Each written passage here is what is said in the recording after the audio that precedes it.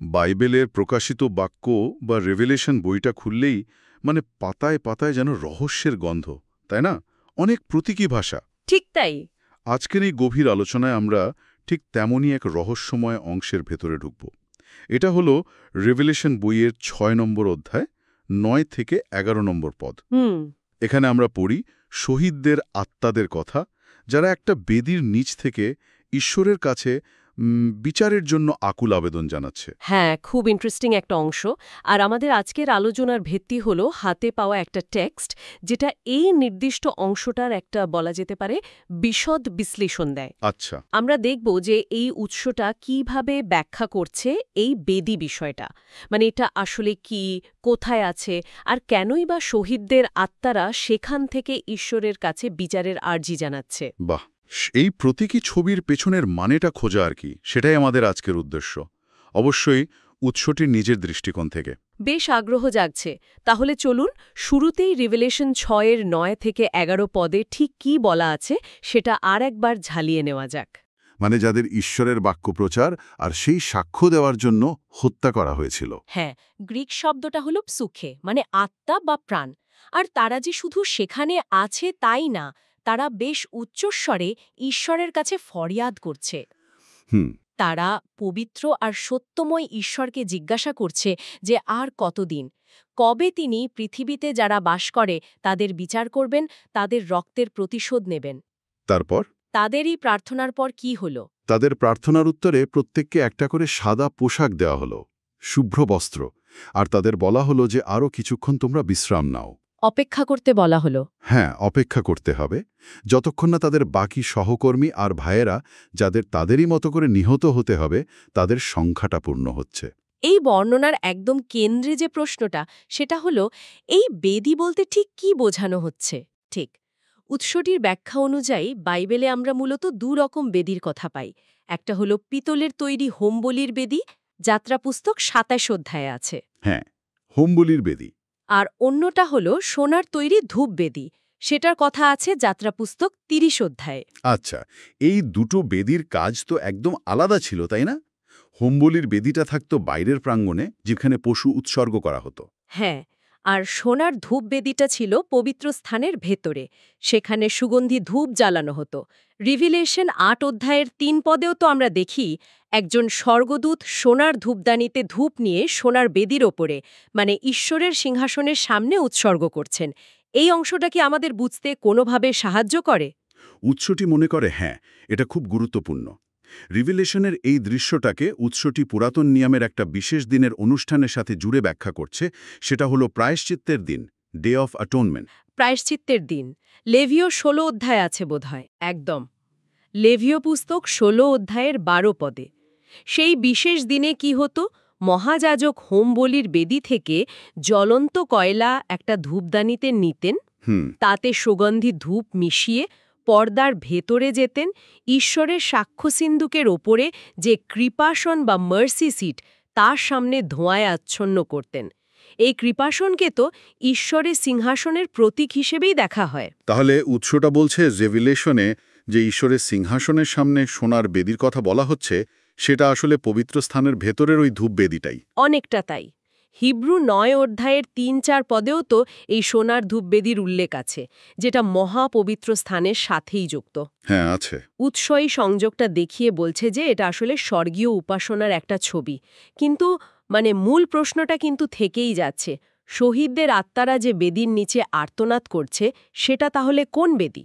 হোমবলির বেদি নাকি সোনার ধূপ বেদি? ঠিক। এখানেই উৎসটি একটা বেশ অন্যরকম কিন্তু গুরুত্বপূর্ণ দিকে আমাদের মনোযোগ টানছে। এটা আমাদের আদি পুস্তকের একটা ঘটনায় নিয়ে যায়। আদি পুস্তক? আপনি কি কাইন আর আবেলের সেই জানা-মানা ঘটনার কথা বলছেন? হ্যাঁ হ্যাঁ, কাইন ও আবেল। যেখানে ঈশ্বর কাইনকে জিজ্ঞেস করেছিলেন, এ তুমি কি করলে? শোনো, তোমার ভাইয়ের রক্তের রব ভূমি থেকে আমার কাছে কাঁদছে। এটা তো আদি পুস্তক ৪-এর ১০ পদে আছে। একদম তাই। এখানে খুব লক্ষ্য করার মতো ব্যাপার হলো রক্তের রব কাঁদছে। রক্তের রব? হ্যাঁ, লেভীয় পুস্তক ১৭ অধ্যায়ের ১১ আর ১৪ পদ যদি দেখেন, সেখানে বলা আছে প্রাণ বা আত্মা। হিব্রু শব্দটা হলো নেফেশ, যেটা গ্রিক সুখের মতোই, সেটা রক্তে থাকে। ও আচ্ছা। সুতরাং উৎসটির ব্যাখ্যা অনুযায়ী আবেলের রক্তের আর্তনাদ মানে আসলে তার আত্মার আর্তনাদ। আর হিব্রু 11 অধ্যায়ের 4 পদে আবেলকে তো ঈশ্বরের প্রতি বিশ্বস্ত একজন সাক্ষী বা শহীদ হিসেবেও উল্লেখ করা হয়েছে। তাহলে বিষয়টা দাঁড়াচ্ছে এরকম, হুম। আবেলের আত্মা আর্তনাদ করছে থ্যাংকস ভূমি থেকে, মানে পৃথিবী থেকে, আর রিভিলেশনের শহীদদের আত্মারা আর্তনাদ করছে বেদির নিচে থেকে। ঠিক। উৎস এই দুটোকে কিভাবে মেলাচ্ছে, এটা তো বেশ ইন্টারেস্টিং লাগছে। হ্যাঁ, এখানেই উৎসটি তার মূল প্রস্তাবনাটা রাখছে। যেহেতু আবেলের আত্মা ভূমি, হিব্রু শব্দটা আদামা, আর কোরিয়ান উৎসে এটাকে ট্যাং বলা হয়েছে, থেকে আর্তনাদ করছে, আর শহীদদের আত্মারা বেদির নিচে জেদান আরে থেকে আর্তনাদ করছে। উৎস এই সমান্তরাল ব্যাপারটা দেখে প্রস্তাব করছে যে রিভিলেশনে যে বেদির নিচে বলা হচ্ছে সেটা আসলে প্রতীকীভাবে এই ভূমি বা পৃথিবীকেই জিগু বোঝাচ্ছে। পৃথিবী? হ্যাঁ, কারণ শহীদরা তো এই পৃথিবীতেই তাদের জীবন দিয়েছিলেন, তাদের রক্ত তো এখানেই পড়েছে। বেদির নিচে বলতে পৃথিবী বোঝানো হচ্ছে। এটা তো খুবই অপ্রত্যাশিত একটা ব্যাখ্যা। কিন্তু পৃথিবী কিভাবে একটা বেদির নিচে হতে পারে? আর আত্মারা যদি পৃথিবীতেই থাকে তাহলে তারা ঠিক কোথায়? মানে এখানেই উৎসটি আরও এক ধাপ এগিয়ে একটা প্রতীকী ব্যাখ্যা দিচ্ছে। উৎসটির মতে এই পৃথিবীটা আসলে পাতাল বা হডেস একটা বৃহত্তর এলাকার অংশ। দাঁড়ান, পৃথিবী পাতালের অংশ? হ্যাঁ। মানে উৎসটার ব্যাখ্যা অনুযায়ী যখন ভূমি বা পৃথিবী বলা হচ্ছে তখন সেটা পাতালের অন্তর্ভুক্ত একটা এলাকাকেই নির্দেশ করছে। এটা কিন্তু আক্ষরিক অর্থে নয়, বরং একটা ধর্মতাত্ত্বিক প্রতীকী সংযোগ। এই ধারণাটা তো আমাদের প্রচলিত অনেক ধারণা থেকে বেশ আলাদা। তাহলে এই বিশ্লেষণ অনুযায়ী শহীদদের আত্মারা কি মৃত্যুর পর পাতালে থাকছে? উৎসটা সেদিকেই ইঙ্গিত করছে, তবে পুরো বিষয়টাকে একটা প্রতীকী কাঠামোর মধ্যে রেখে। আর এখানেই উৎস পাতাল হেডিস আর হোমবলির বেদি ব্রেজন অ্যাল্টারের মধ্যে একটা গভীর প্রতীকী সংযোগ তৈরি করছে। পাতাল আর হোমবলির বেদি কিভাবে? এই সপক্ষে যুক্তি হিসাবে রিভেলেশন 20 অধ্যায় 14 পদের কথা বলা হচ্ছে। সেখানে লেখা আছে যে পাতাল বা হেডিসকে অগ্নিহ্রদে লেক অফ ফায়ারে নিক্ষেপ করা হবে। হ্যাঁ, ঠিক। আবার দেখুন, হোম বলির বেদিতেও কিন্তু বলির পশু আগুনে পোড়ানো হতো। সেটাও তো এক ধরনের বিচার বা শুদ্ধিকরণের প্রতীক, তাই না? ঠিক। তাই এই ব্যাখ্যা অনুসারে পাতালকে প্রতীকীভাবে হোম বলির বেদি হিসাবে দেখা হচ্ছে। এই প্রতীকী সংযোগটার পেছনে কি আরও কোনো যুক্তি দেওয়া হয়েছে? হ্যাঁ, দেওয়া হয়েছে। যেমন ধরুন 2 পিতর 2:4 আর জিহুদা 1:6 পদে বলা হয়েছে ঈশ্বর যে স্বর্গদূতরা পাপ করেছিল তাদের বিচার পর্যন্ত পাতালে। গ্রিক শব্দটা ট্যাট্রোরেস এখানে হেডিসের সমার্থক হিসেবে ব্যবহার করা হয়েছে, বা অন্ধকার গর্তে বন্দী করে রেখেছেন। হ্যাঁ, আছে। উৎসটি মনে করে এটাকেও প্রতীকীভাবে হোমবলির বেদিতে বন্দি রাখার সাথে তুলনা করা যায়, কারণ দুটোই এক ধরনের আটকে রাখা বা বিচারের অধীনে থাকার জায়গা। আচ্ছা। এছাড়াও পুরাতন নিয়মের যে পবিত্র তাঁবু, তার নকশাটা যদি দেখেন, হোমবলির বেদিটা ছিল বাইরের প্রাঙ্গণে, ঠিল, যেটা সাধারণ মানুষের জন্য খোলা ছিল। হ্যাঁ, বাইরের দিকে। অন্যদিকে সোনার ধূপ বেদি ছিল ভেতরের পবিত্র স্থানে, সংসো। সেখানে শুধু যাজকরাই যেতে পারতেন। এই উৎসের ব্যাখ্যা অনুযায়ী এই বাইরের প্রাঙ্গণটা হল পাতালের প্রতীক, আর ভেতরের পবিত্র স্থান হল স্বর্গের কাছাকাছি বা স্বর্গীয় উপস্থিতির প্রতীক। বুঝেছি। আচ্ছা, সূত্রটাতে আরও একটা বিষয় বলা হয়েছে যে হোমবলির বেদি পবিত্র তাঁবুর প্রাঙ্গণে থাকা যে পরিষ্কার করার পাত্র বা লেভার, তার নিচে, অথবা রিভেলেশনে যে কাঁচের সমুদ্রের সি অফ গ্লাস এর কথা বলা হয়েছে তার নিচে অবস্থিত ছিল। এর প্রতীকী মানে কি হতে পারে? এই ব্যাখ্যা অনুযায়ী দেখুন, আদিপুস্তক 1:2 পদে যেমন সৃষ্টির শুরুতে জলরাশির কথা আছে, তেমনি রিভেলেশন 15:2 পদে কাঁচের সমুদ্রের কথা আছে, যার পাশে ঈশ্বরের আজ্ঞা পালনকারী বিজয়ীরা দাঁড়িয়ে থাকে। হ্যাঁ, কাঁচের সমুদ্র। সম্ভবত এই ছবিগুলো বোঝাতে চায় যে হোমবলির বেদি বা পাতাল, যা এই ব্যাখ্যায় একই অর্থ বহন করছে, সেটা হলো সৃষ্টি বা পরিত্রাণের এমন একটা ক্ষেত্র বা অবস্থা যা বিচারের মধ্যে দিয়ে পার হয়ে চূড়ান্ত লক্ষ্যে পৌঁছাতে হয়, যেমন কাঁচের সমুদ্রের ওপারে যাওয়া। এটা শুদ্ধিকরণ বা বিচারের একটা ধাপ আর কি। আর হিব্রু 8:5 আর 9-24 পদে তো পরিষ্কার বলাই আছে, পৃথিবীতে যে পবিত্র তাঁবু বা মন্দির বানানো হয়েছিল সেটা আসলে স্বর্গের আসল জিনিসটার একটা ছায়া বা মডেল মাত্র। একদম। যীশুখ্রিস্ট তো হাতে গড়া পবিত্র স্থানে ঢোকেননি, তিনি সরাসরি আসল স্বর্গে প্রবেশ করেছেন। তার মানে কি এই যে পৃথিবীর হোমবলির বেদী আর ধূপবেদী স্বর্গের কোনো বৃহত্তর কাঠামোর ছায়া? ঠিক তাই, উৎসটি এটাই জোর দিয়ে বলছে যে পৃথিবীর এই বেদিগুলো আসলে স্বর্গীয় বাস্তবতারই প্রতিরূপ বা প্রতীক। সুতরাং শহীদদের আত্মারা যখন বেদির নিচে আর্তনাদ করছে, তখন তারা আক্ষরিক অর্থে কোনো মাটির বেদির নিচে নেই, বরং এর স্বর্গীয় প্রতিরূপের সাথে সম্পর্কিত কোনো জায়গায় আছে। আর এই উৎসের ব্যাখ্যা অনুযায়ী সেটাই প্রতীকীভাবে পৃথিবী বা পাতালের অংশকে নির্দেশ করছে। তাহলে এই শহীদদের যে আর্তনাদ, তাদের যে অপেক্ষা, এর মূল কারণটা কি এই উৎসের ব্যাখ্যা অনুসারে? উৎসটির মতে তাদের আর্তনাদ হল ঈশ্বরের চূড়ান্ত ন্যায় বিচারের জন্য একটা আকুল আকাঙ্ক্ষা। তারা অপেক্ষা করছে সেই সময়ের জন্য যখন পৃথিবীতে ঈশ্বরের আদেশের সত্যতা তাদের বিশ্বস্ততা আর আত্মত্যাগের মাধ্যমে পুরোপুরি প্রমাণিত হবে। আচ্ছা।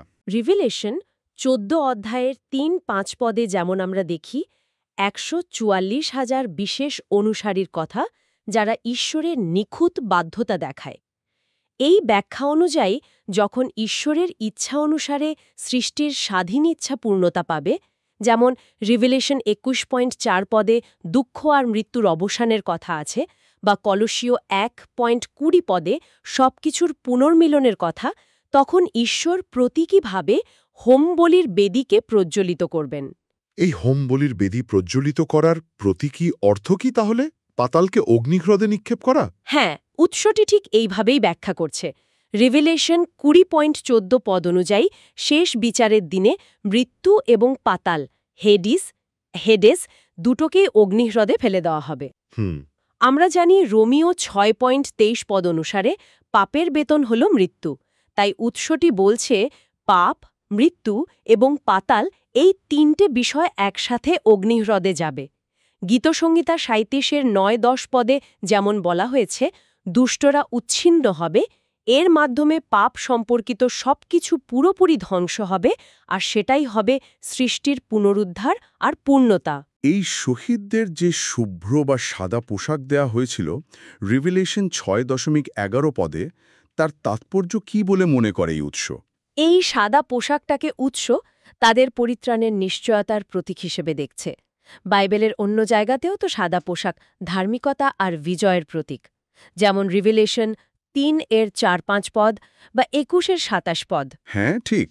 তবে উৎসটি আরও নির্দিষ্ট করে বলছে যে এই ক্ষেত্রে এটা তাদের প্রথম পুনরুত্থানে, ফার্স্ট রেজারেকশনে অংশগ্রহণের নিশ্চয়তা। রিভিলেশন 7 অধ্যায়ের 14 পদে যেমন মহাকষ্ট থেকে আসা বিশাল জনতাকে সাদা পোশাকে দেখা যায়, যারা ঈশ্বরের সিংহাসনের সামনে সেবা করছে, এটা তারই ইঙ্গিত বহন করে। আর এই প্রথম পুনরুত্থান ব্যাপারটা কেন এত গুরুত্বপূর্ণ এই ব্যাখ্যায়?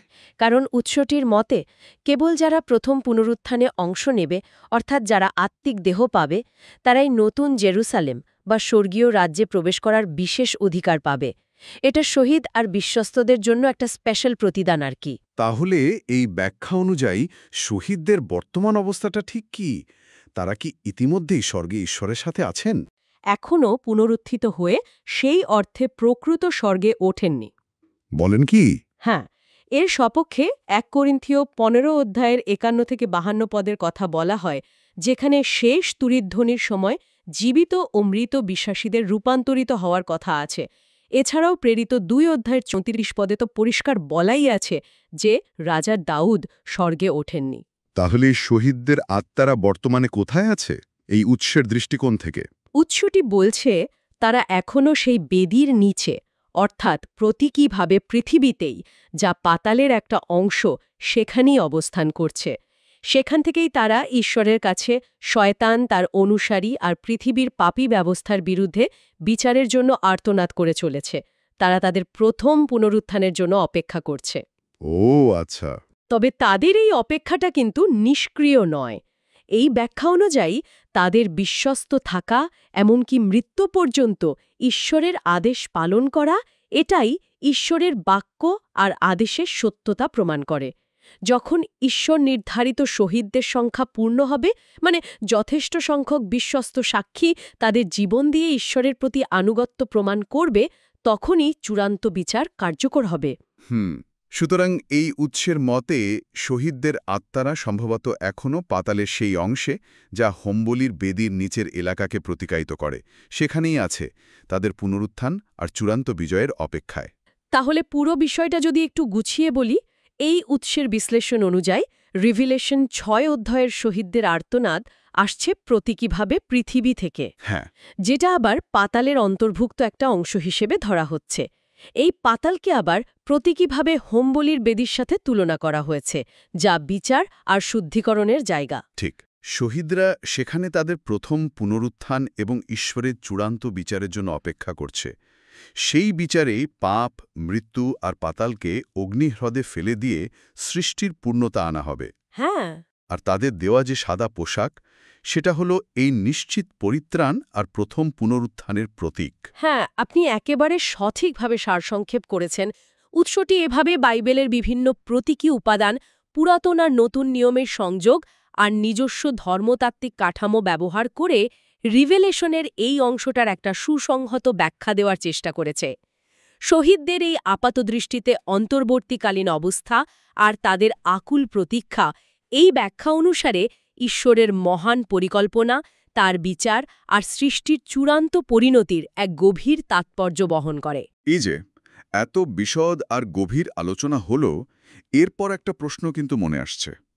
যদি এই উৎসের ব্যাখ্যাটা আমরা মেনে নিই যে বেদির নিচে স্থানটা সত্যি পাতালের একটা অংশ বা প্রতীক, আর শহীদদের আত্মারা পুনরুত্থানের আগে সেখানে অপেক্ষা করছে, তাহলে এটা মৃত্যুর পরের অবস্থা, আত্মার গন্তব্য আর পরিত্রাণের পথ নিয়ে আমাদের যে প্রচলিত কিছু ধারণা আছে, সেগুলোকে কিভাবে প্রভাবিত করতে পারে? এটা নিঃসন্দেহে আরও গভীর চিন্তাভাবনার খোরাক যোগায়, তাই না?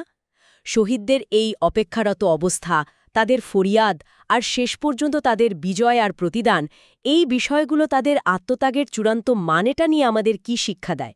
হয়তো এই অপেক্ষা আর আর্তনাদ শুধু নিষ্ক্রিয় প্রতীক্ষা নয়, বরং এটাও ঈশ্বরের সার্বভৌম পরিকল্পনার একটা অংশ, যা তাদের বিশ্বস্ততাকে আরও মহিমান্বিত করে আর চূড়ান্ত বিচারকে অবশ্যম্ভাবী করে তোলে।